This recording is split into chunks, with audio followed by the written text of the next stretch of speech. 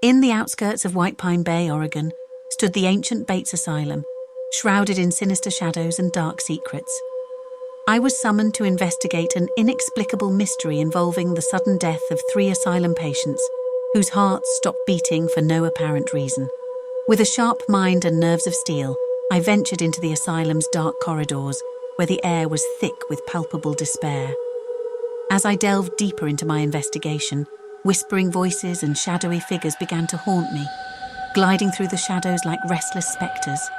The elderly residents, frail and debilitated, could do little to assist, trapped in their own battles against time and illness. Some murmured about terrifying visions and invisible presences that tormented them during the night. Determined to uncover the mystery behind the inexplicable deaths, I plunged into the asylum's dusty archives, unearthing long-buried secrets. It was then that I unearthed the terrifying truth.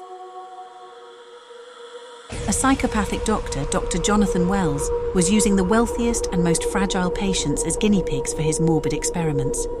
Humiliated by his own poverty and enraged by the privilege of the patients who had lived lives of luxury, he saw them as easy targets to satisfy his insatiable thirst for power and revenge.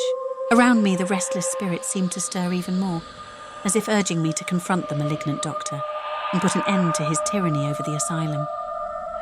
Surprisingly, they didn't seem to wish harm, but rather to warn me of imminent danger.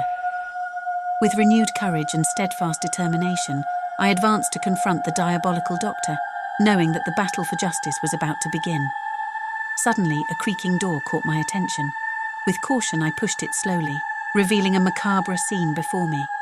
The psychopathic doctor, Dr. Jonathan Wells, stood in the center of the room, bathed in the pale moonlight filtering through the window cracks.